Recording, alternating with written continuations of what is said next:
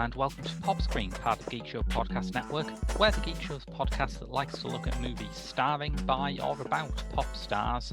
And all the podcast covers such a broad range of musical and cinematic genres, from country and western to hip-hop, from documentaries to science fiction. I'm your host, Graham Williamson. I'm a film critic for The Geek Show and for Horrified, the British horror website, as well as a filmmaker in my own right. And this week I have been joined by... Yes, Rob Simpson, site editor for The Geek Show and self-respecting YouTuber for The Geek Show. That means I'm a YouTuber, but I don't identify as one. Yes, a YouTuber who feels the correct amount of shame. Yes. This week's entry into Pop Screen's Halloween month is a science fiction chiller that takes you on a journey through space and time to a planet completely unrecognizable as our own. I speak, of course, of the early 90s, specifically that time in the early 90s where HBO was throwing money at any interesting sounding anthology project it could in order to find the next Tales from the Crypt.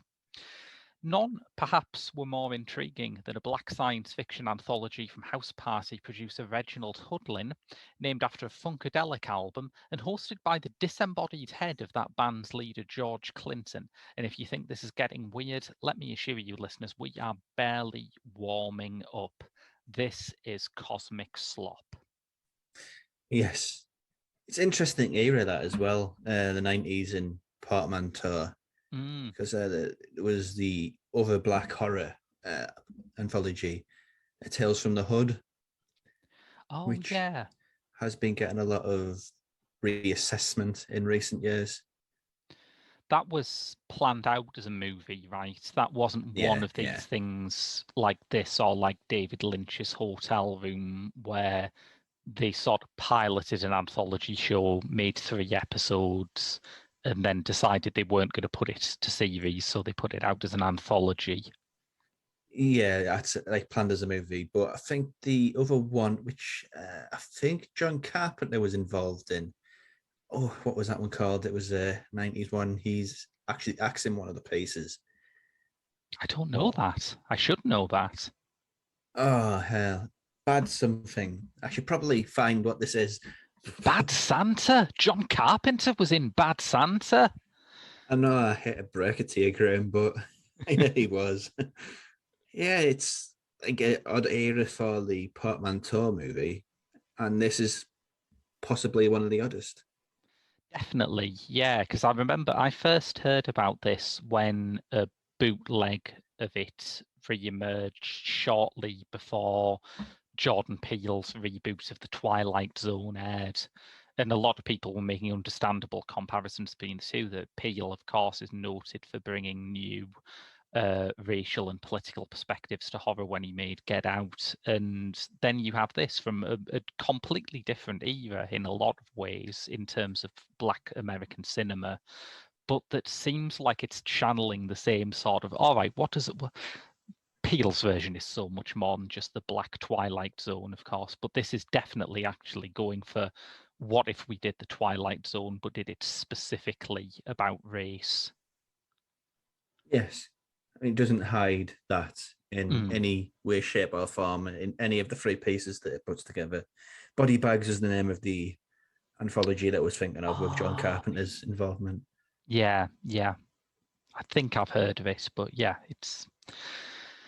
it's interesting, that, isn't it? I don't know why it all happened in the early 90s, other than, as I say, just Tales from the Crypt was a hit and people wanted another thing like that. But it is very weird now that HBO is this bastion of big quality television, to think that there was a time when their big channel defining star was a skeleton puppet who made bad puns. And also there's the thing that it's known for in certain quarters, I think, Australia and America, hey, Beastmaster's on. Because they had a reputation for always putting Beastmaster on, which is quite a world away from The Wire and things like this that they later produced. Hello, the Beastmaster. Maybe that was their early experiment with fantasy before they did Game of Thrones. There's a certain continuity there.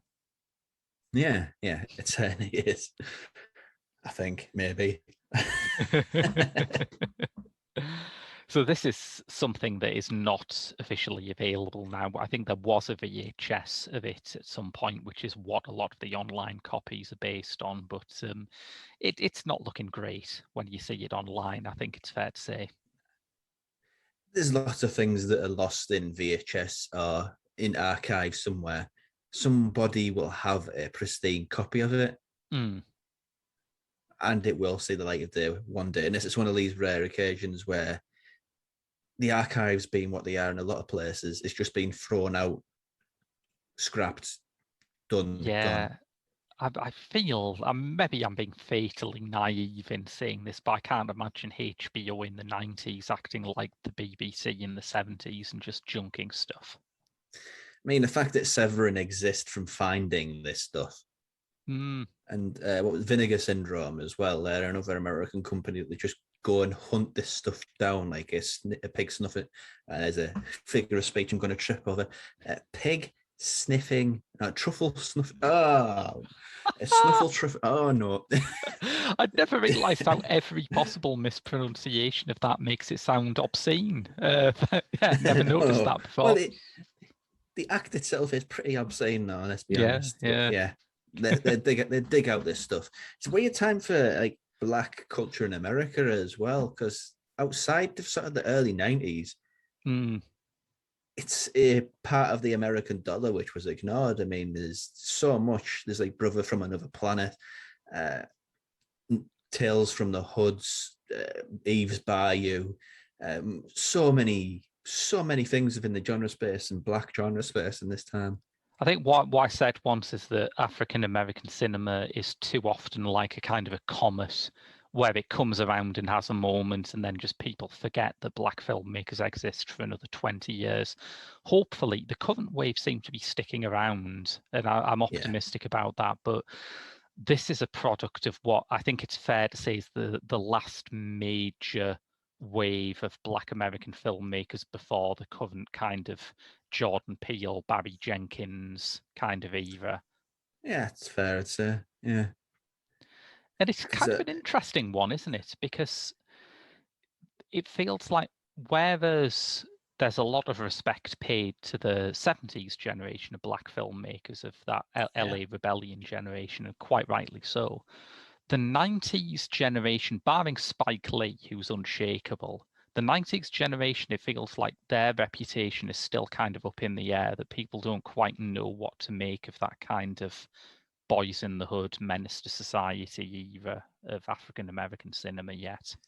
yeah. It's kind of in key with the music, though, wasn't it? It's NWA had huge controversy surrounding them, Mm, but they weren't really advocating gang violence. It was just a commentary on the world that they were living in, yeah, yeah. and the way that that sort of era is looked at, you can't really separate. It's separating the art from the artist, isn't it? I mean, that's Mm, totally what's happened there. yeah. But around the edges, I mean, one of the negative parts of Boys in the Hood being such a hit was that obviously a load of imitators were made of it. Some of them weren't that Oh yeah, great, as with anything else. But around the edges, you have some interesting things being made. And this is a really weird one because even now, I cannot imagine this being made. We've mentioned Jordan Peele a few times, and it is worth mentioning that yes, Get Out is definitely about race, but Us isn't. And he deliberately made it so people would think it was about race and then hopefully ask, "Well, why did I think this had to be about race just because it's about a black family? But this is like massively unapologetically about race yeah. in a This way that is still feels kind of progressive and interesting today." to use sort of a contemporary voice that this sort of feels like maybe Boots Collins. Oh, what's his name is? Sorry to bother you, director. I've nearly got his name right there. Oh, Boots Riley. Boots Riley. There we go. It has that. Yeah, I definitely. don't even Yeah. don't even. It's a style that is not possible to put your finger on really because it's so out of this world really. We got to do a Sorry to Bother You episode sometime. I'm confident Oh that yeah, that'll happen. Yeah. yeah, It's absolutely. interesting that you should bring him up, though, because of course, the common denominator is that these are both black film projects drawing inspiration from black music, that Boots Riley was a founder member of the Coup, and this has George Clinton. So what I couldn't say that I'm a George Clinton expert because he has recorded 8 billion albums with almost as many different band lineups. But what's your level? What do you know about George Clinton? It's as actual first-hand experience. I'm not overly averse, other than it being one of these sort of temples of 60s, 70s, 80s music. Just of it, you hear it. It's just you experience it through osmosis. But my experience with Funkadelic is much more with the outfits the huge number of like outfits that are like bubbling around now that he's inspired. The likes of Thundercat, who you can now hear on the Coca-Cola advert, which feels weird. Really weird. It was one of those, hang on, is that Thundercat? Which, even if you don't know who Thundercat is, the fact that me saying that sounds weird. It sounds like you've had a problem, and I'm thinking it's Hira or Shira or whatever it was called. I don't know. No, he's a funk bassist who has worked a lot with Flying Lotus. There was another one who was the Funkadelic influence there is absolutely indisputable. It's just, it's bands like that. You learn about the history through the influences, and he's super important, Funkadelic and George Clinton. Because if you're of our generation, of course, you will most likely have first heard George Clinton's music being sampled by De La Soul on Me, Myself and I. Yeah, and it just grows through. Sampling is one of the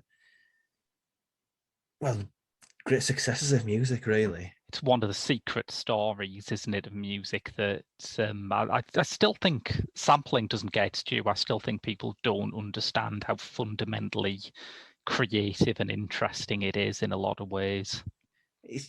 Essentially, you have to find the beat of the song and match it to another beat of another song and interweave it. That is not throwing things around and willy-nilly. It's harder than learning the guitar, I can imagine, harder than any instrument, but it's hugely impressive, and it keeps music alive in a way that nothing else does.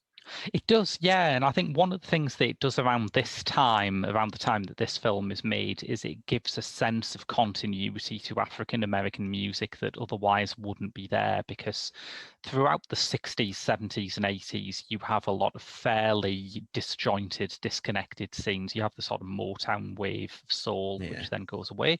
Then you have disco, which then goes spectacularly away. Like there's a real scary reactionary backlash to disco. And then you have Chicago House, and there are sort of connections here, but unless you're clued into them, it's just like every now and then there's a new thing. And what sampling does is it allows groups like NWA or Public Enemy or De La Soul to actually say, no, look, we are in the tradition in one particular way of James Brown, of the OJs, of Funkadelic. That is part of our heritage. Yeah, and all those scenes sort of bled into hip hop with like the early pioneers of Africa Bambaataa. Yeah, and all the people working out in New York. Yeah, it's just all feeds into each other very, very nicely as a scene, as a cultural osmosis. So we can talk quite a lot about what an important figure George Clinton is, and like I say, I'm not an expert, but I've heard a fair bit of Funkadelic and Parliament stuff. I think Maggot Brain is one of those records that everyone should hear at least once, just to like measure themselves against it. But one of the things that I think can be overlooked when you were talking about what an important and influential figure he undoubtedly is that he's a really goofy fucking guy in a lot of ways. He's also in Kuso. Stephen Ellison, I think is his actual name. Flying Lotus's directorial debut. Thank God it's his only movie. And it's something, all right. And George Clinton's in that. And the scene he's in, well, it's a lot of inner stuff. A lot of stuff around his butt. And you got to be a bit of an odd duck if you're gonna, say, yeah, I'll do that. I'm a funk legend and one of the most iconic people in Black American music. I'll do that, no problem. But that's kind of part of the Parliament Funkadelic world, isn't it? That has that scatological side. I was thinking before we did this show, how would you explain Parliament Funkadelic to someone who wasn't aware of it? And I guess if Sun Ra is trying to do the funk Star Trek, then George Clinton is trying to do the funk Red Dwarf. Yeah, that is perfect. Yeah. So he first appears on this as a disembodied head, promising something beyond the Twilight Zone, further than the outer limits. He's called the Doctor, and I know Jodie Whittaker's moving on, so he is hoping someone at the BBC is paying attention to this. And yeah, his head just bounces around the screen like the weather report guy on the day to day. Yeah, he'd rotate and he'll have a different haircut. And he'll change his voice. He doesn't have his normal speaking voice. He'll either be incredibly deep or chipmunkified. Yes. Honest, I didn't understand what he was saying through all of those vocal effects, to be honest. I think a lot of what he's saying is old Parliament and Funkadelic album titles, to be fair. So I don't know if you're missing that much, but he's like the sort of Rod Serling, the Crypt Keeper character of this. And I mean, the Crypt Keeper is a weird character, but George Clinton in Cosmic Slop is just the weirdest host I've seen in my life. And they were wanting to make a TV show out of this. This is a swinging for the fences job here, if ever I saw one. Yeah. So I think I introduced you to this, didn't I, when we did this on Cinema Eclectica a few years back?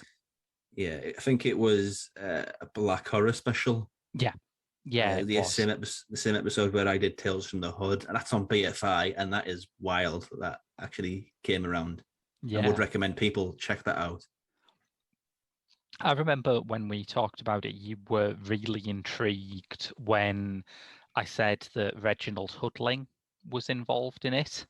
And that was interesting. I knew Reginald Hudling by name. I knew that he'd produced a lot of films, but I'm not sure how I've had that much first-hand experience with him. So what switch went on for you when I said Reginald Hudling? Well, it's necessarily nerdy, but he's comic book related. He had a absolutely amazing run on Black Panther. Sort of paving the way for Ta-Nehisi Coates and a lot of the black authors who cut the teeth as comic book writers with that character in that universe. And when you talk about Marvel, you think, oh, it's all sanitized and nice and clean. But no, he really put like anger and pain and black history into that. Like, I don't think anybody possibly could. You're talking about late 90s, early 90s. Yeah. It's like a real sense of danger in the things that he would do. And he could work like that within Marvel. It makes an impact. And turn of the Millennium Marvel, which is, I mean, that's no one's idea of a golden age for the company. No, it certainly isn't. And it's also just one of those voices one of those names that's always on the edges of a lot of things. Completely, yeah. He's always about, and that makes an impact, I think, yeah. Because he's probably most famous for House Party in the 80s, which is like one of the very rare African-American films that really broke through in that decade. Yeah. He's formed a pretty durable production partnership with his brother Warrington, who also turns up as a director of a segment here. A year before this came out, they directed the video for Paint the White House Black, which was a solo single by George Clinton. I assume that's where they pitched him this idea. Yeah. So let's go through the stories. First story is Space Traders, which I think, I mean, I like all the stories, but this one is incredible, I think. Yeah, it's basically aliens come, the classic sort of space invaders, flying saucers come over to America. They want to talk to somebody, I think it's the vice president they get, and they propose a bargain. So we'll give you all the things you need to basically make everybody affluent, get rid of all the pollution, clean up America. But in exchange, we want every American who has, I think, 2.5% melanin in their skin. I think that's the number. Something, a percentage like that, yeah. Which essentially equates to black people. Yeah. We'll exchange all of this affluence and prosperity if you give us all your black people. And there is a fabulous joke where the vice president hears this offer and his first reaction is, "What the hell is melanin?" Yes. it's balls. I mean, I can't remember closest to getting anything like this dangerous in a story is old John Travolta movie in which shit changed black people for white people, so white people were the underclass in America and black people were. Oh yeah, white man's burden. Yeah. Yeah, that's the closest I've got to anything like this sort of story, but this is ferocious, absolutely ferocious. It is, isn't it? It's written by Derek Bell, who was, I mean, he's more famous as a historian and academic than a science fiction writer. He is one of the developers of critical race theory. So if you have a middle-aged relative whose face is currently like bright puce from watching GB News, Derek Bell has probably turned it that way. Okay. But he's like, the first time I heard about Derek Bell was one of these absolutely mad controversies where you remember when, did you remember a guy called Andrew Breitbart? This is going to lose us so many fans and I don't care. I'm not sure. I'm not, as I've established from lots of things, I'm bad with names. He was like a Republican rage blogger who... one of them lot. Yeah. Big fat guy, died of a heart attack. And obviously, you know, with this being the Republican Party, everyone was like, a big fat guy who's angry all the time had a heart attack? I don't know, something smells fishy here. And it was revealed that he had a bombshell story about Barack Obama, who was president at the time. They thought, yes, this is it. He's been killed to cover this up. So they released the story, and it was a videotape of Barack Obama hugging Derek Bell.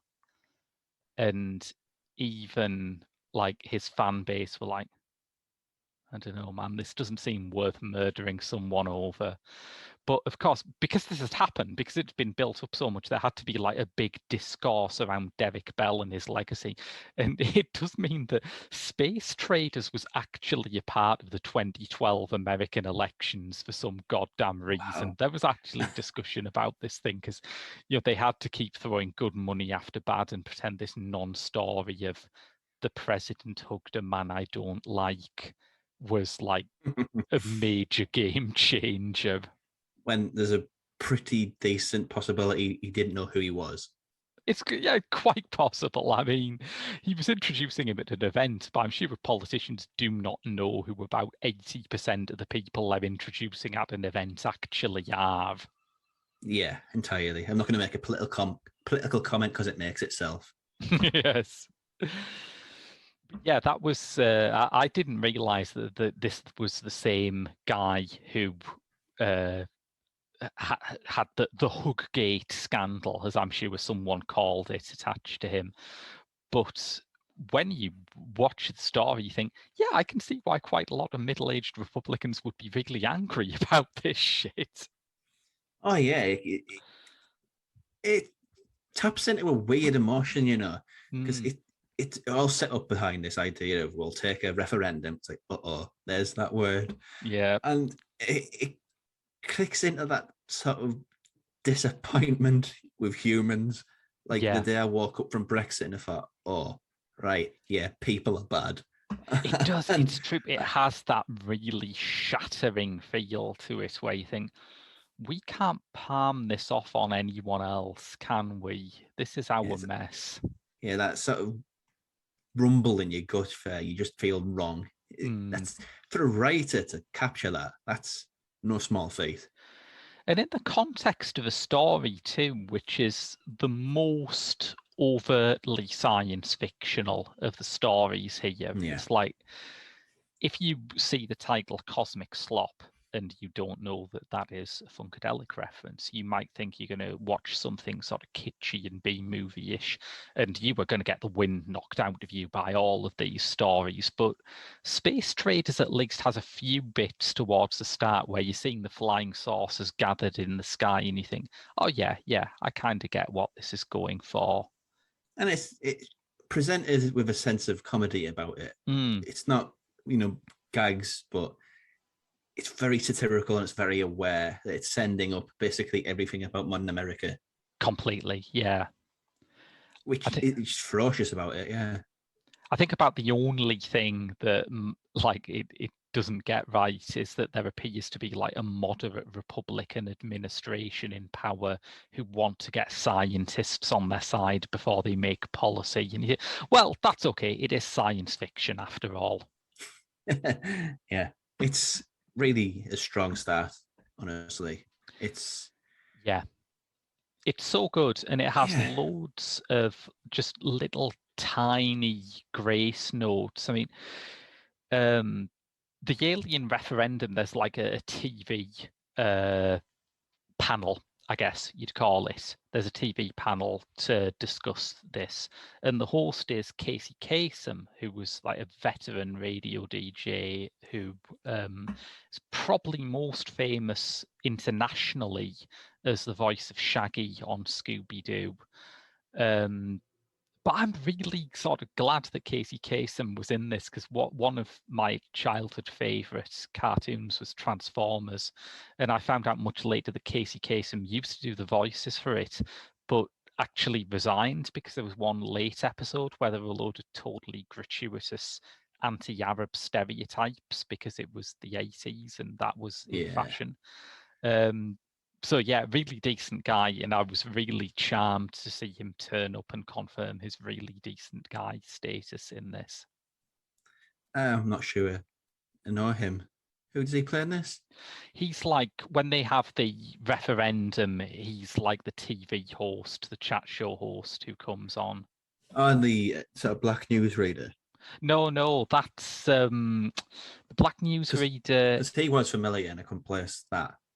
Robert Gualiam, who I think also does a lot of voice acting, but I think he's been in some live action stuff before.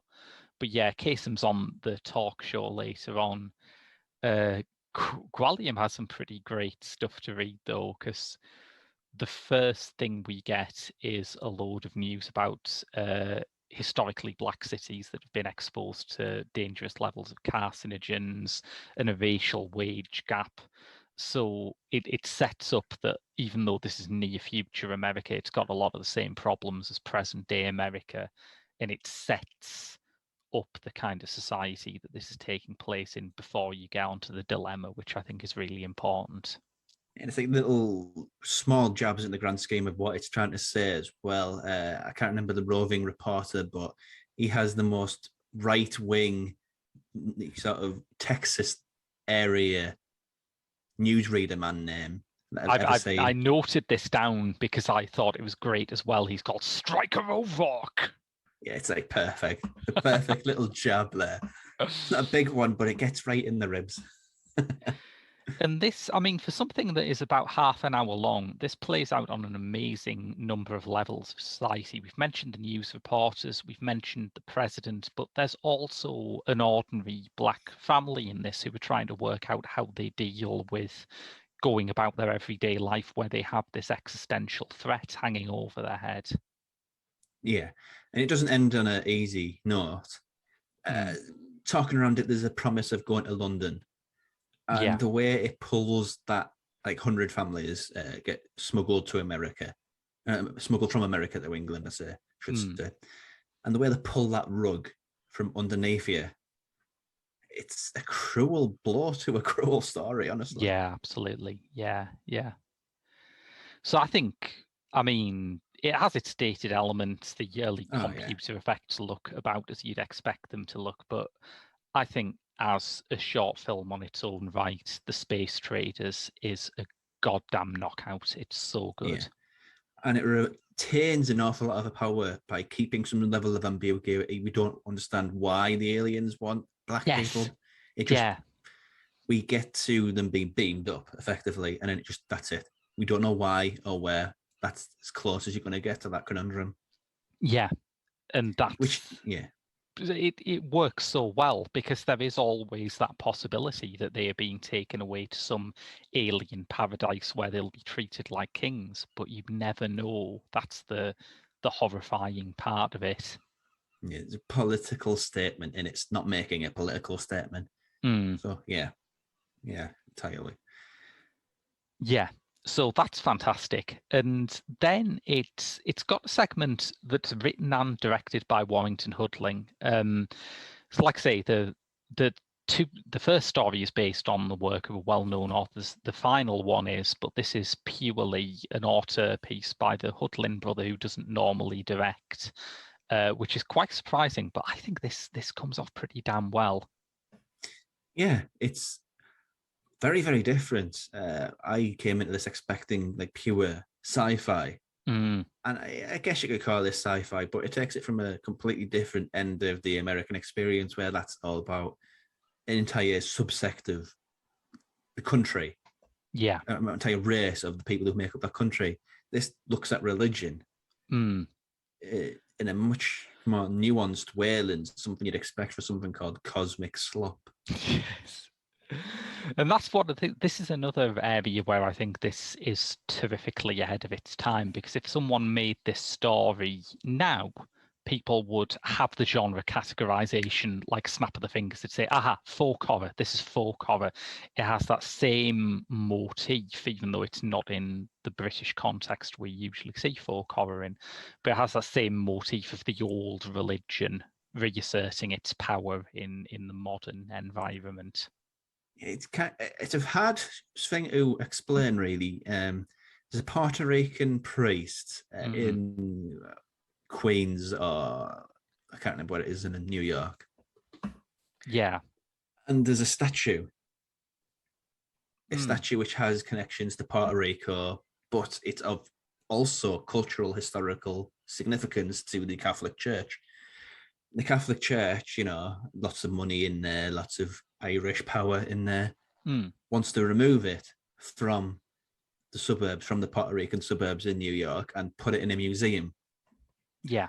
So they pull it out of there, much to the protestations of the local people, and then it changes and becomes a living thing.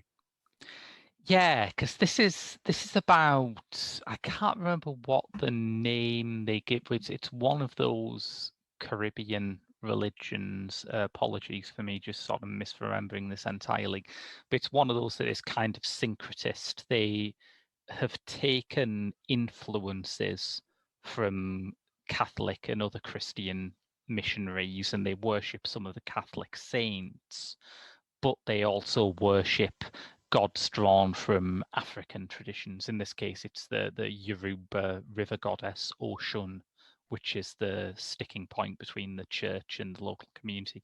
And I think this makes it probably the only horror movie ever made where the people practicing an ancient Caribbean religion are the goodies. Yeah, and all that really seems to happen is they get, blessed, and there's some dancing. Yeah, essentially. Yeah, it looks like a pretty fun time at church. Yeah, I don't remember having any fun when I was a kid going to Sunday school. Yes. And anything like that. Yeah, the Anglican Church is noticeably not as good at dancing. No. I remember going to a Christmas do and making a costume, and I made a devil, and I wasn't ever welcome again. That's exactly what I want your childhood to be like. That's wonderful. Yeah, it was. I remember sitting on my own a lot, so I don't fit in with the crowd. And then the young rebel in me decided I'm making a devil costume, and then that's it. Get out. I don't know what Warrington Hudlin's personal religion is, but this feels a lot like the kind of work by Christian artists that I really like, the kind of Martin Scorsese, Stanley Spencer kind of side of things, where it is all about asking how Christian ideals and Christian faith works in the world right now, not an idealized version of first century Palestine or Renaissance Italy. It's about having the most sharpest confrontation between religious iconography in the modern world as you can. And this has a pretty golden example of that, where the Virgin Mary walks through a Harlem crack house. Yeah, and goes and sits down and blesses all the crackheads. Man, it's great, but it's the sort of stuff that about 10 years before this, Jean-Luc Godard was crucified for less than this. They cast well, though, for that role.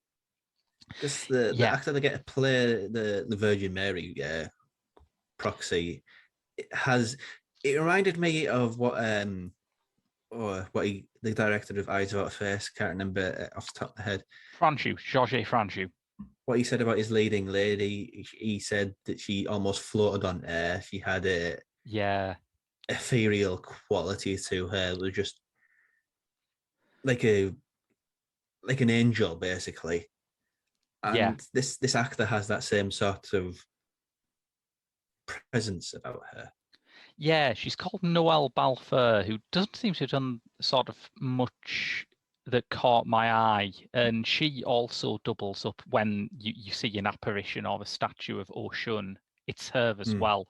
So the story's essential point that these old traditions are working through newer religions and new ways of life is reinforced by the casting there.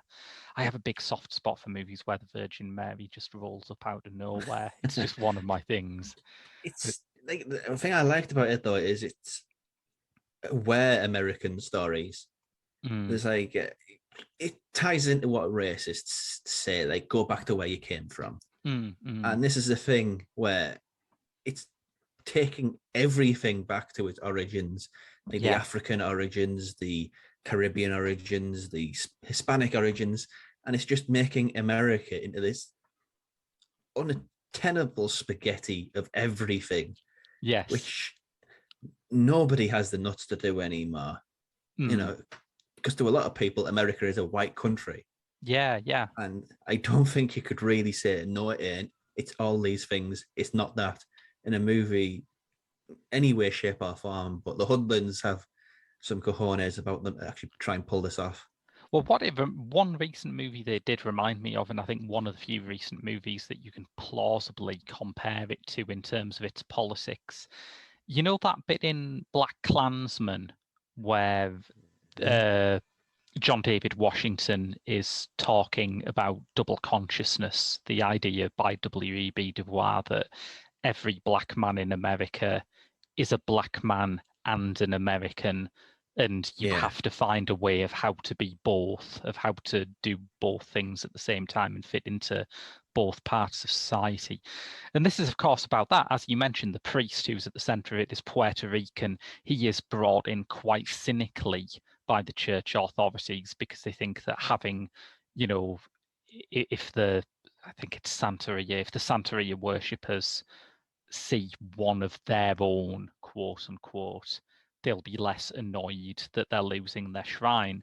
But they don't understand that the priest also feels a pull towards his own people racially rather than just his own people religiously. And it explores that idea really, really quite sensitively, I think. It's odd to be both sensitive and dangerous. But it is. I don't think I've ever seen anything that's quite so precariously balanced. I think one of the triumphs of watching it as a film is that each of the segments has their own distinct tone, and they all get to an area that feels quite subversive, but in a very different way.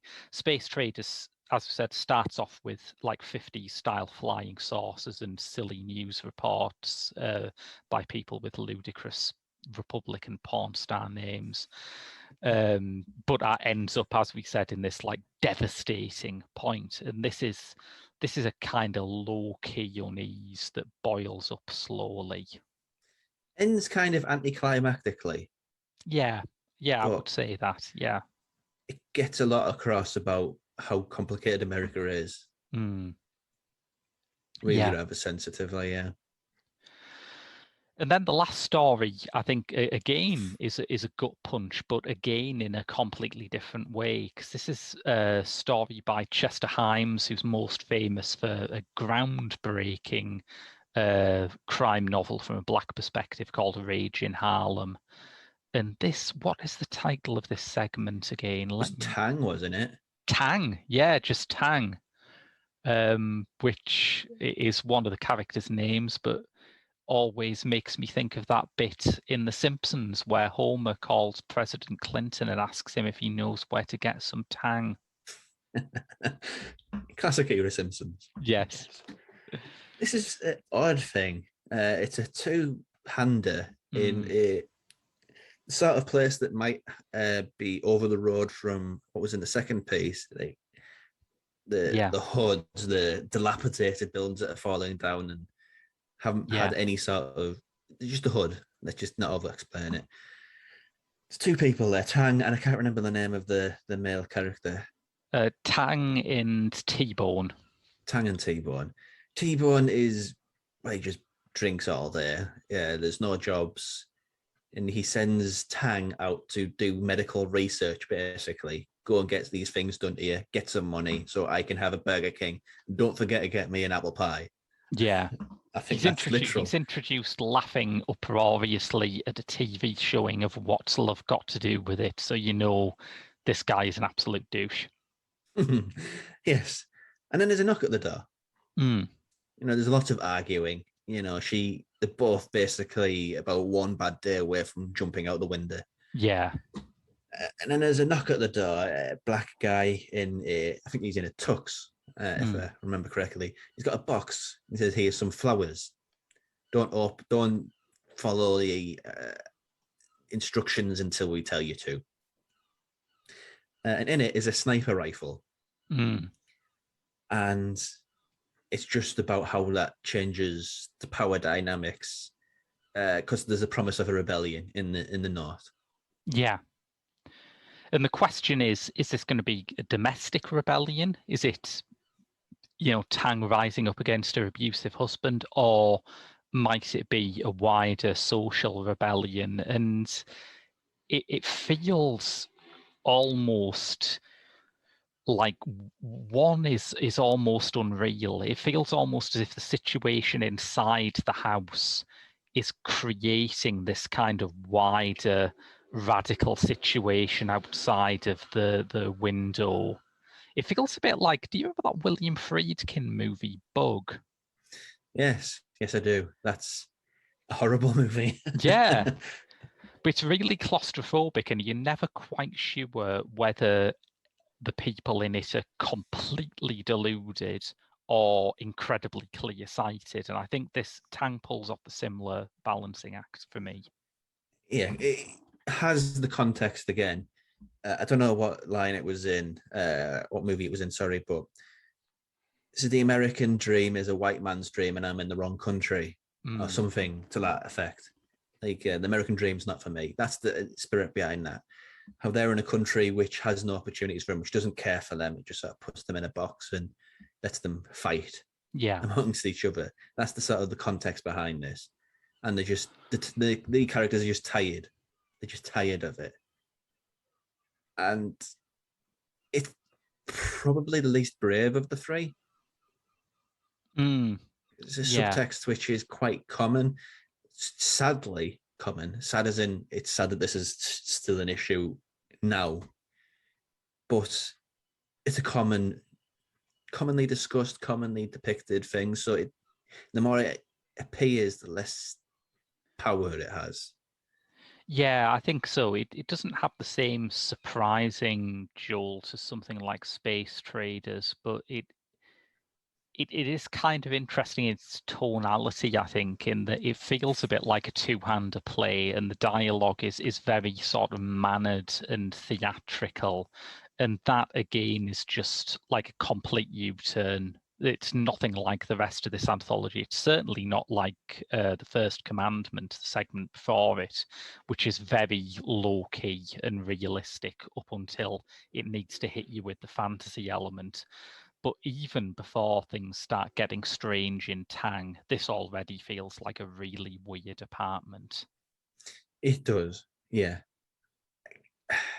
It doesn't feel typical in any way. I mean, the fact that they're going to do medical experiments, it Yeah, sort of seeds in this, maybe there's a sci-fi element to it. yeah, yeah. Like the guy who passes off the gun, I mean, is he real? Because he just vanishes, he sort of fades away. He has a kind of a Man in Black quality, doesn't he? Yeah. Yeah, so is this a real gun? Have they lost their minds? Is this a dream? You know, it's so many ambiguities to it.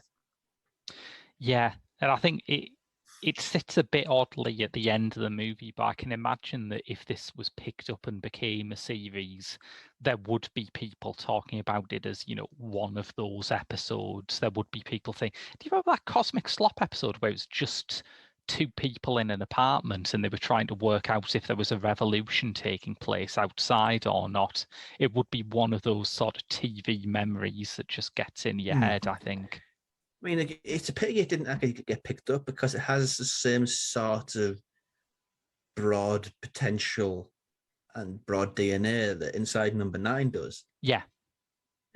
And from the American Black and Hispanic and potentially whatever ethnicity perspective that you could imagine. Yeah. And there's loads of really interesting Black and Latino science fiction authors whose work does not normally get adapted, like Octavia Butler and Samuel Delany, who you could easily have drawn from. Which is a pity, really. I mean, at the end of the day, I really like this. It took me completely by surprise. I didn't know what was coming. I didn't know anything. I just knew George Clinton was involved, and it's weird. Yeah. And for it to hit on so many different levels, like, it's miraculous, really. And because of that, it's such a crying shame that it never became anything more. I think I'm kind of in two minds about it, where part of me thinks this is good, but there's absolutely no way people were ready for it in 1994. No way in hell. It's a huge middle finger to literally everything that America stands for. Yes, yeah. And, this is the time when Bill Clinton's just in office and he's very, very much trying to find the middle ground on racism. He's going to be half a racist. I think that was the solution. Every alternate day, he will be racist. So, yeah, this is not a film for an era which is kind of fat and complacent and thinks, yeah, Cold War's over, civil rights movement's over, everything's great now. But watching it today, oh boy, does it feel like it's ready for today. And outside of the bad aged effects and what looks like somebody's uploaded a VHS, like a 20th generation VHS on YouTube. It could just go out on TV tomorrow. Yeah. And I mean, people get the same from it, yeah. Even some of the bad effects, I think, are kind of cute, I must admit. Yeah, it's like first generation sort of lawnmower mad CG. See, it looks bad, but if you called it vaporwave, it would look new. Yes. You put a synth score over it, sort of washed out synth score, and the internet would go nuts for it. The poster for this is literally a magic eye picture. Yes. That's how 90s it gets. Yeah. But as we say, presentationally, it may have dated, but politically, it's absolutely up to the minute and it's so good. A fierce thing. Yeah, I think that's how I'd like to leave off. I would like to leave off with that testimony to how brave and good this almost completely forgotten anthology movie is. It's fantastic. Well, in this age of everything being plucked from obscurity, with labels coming out, people often say, home media is dead. It's all about streaming, la, la, la. But there's these labels that are going out there. They are doing the real grunt work. They are searching down people who've got a print of this in their garage. A print of this is owned by Guy over the road. oh, this guy's got a bit of it, and that guy's got a bit of it, and that guy's got a bit of it. And Yeah. picking it all together and editing it together and re-releasing it in 4K, which is outstanding. Yeah. I don't think it's going to be lost forever. No, I I hope think not. there's a place for this to be rediscovered, and assuming that print in whatever shape it's in, wherever it's in, that somebody gets lost in the HBO archive and just says, "Oh, look, there's Cosmic Slop," whatever route that is to see this getting a proper release and proper re-acknowledgement. I think that day can come soon enough, really, because maybe it'll inspire the regeneration of the series, because it has. Yeah. It's the time for it. Let's start the ball rolling, because we said that someone needs to put out a proper release of Tomorrow I'll Wake Up and Scald Myself with Tea. But 5 short years later, that did happen. Yes, it did, which is still wild. Yes. So until next week and our next movie for Halloween month, that's been your lot from Pop Screen. Don't forget, if you enjoyed this show, you can donate to our Patreon at www.patreon.com/The Geek Show, where you can find a monthly bonus episode of this show, our other movie podcast, Director's Lottery, weekly Doctor Who reviews from me, and any just bits of odds and sods that we also think are quite interesting. But until then, that's been your lot from Pop Screen. I've been Graham. And I have been Rob. And we'll see you next week.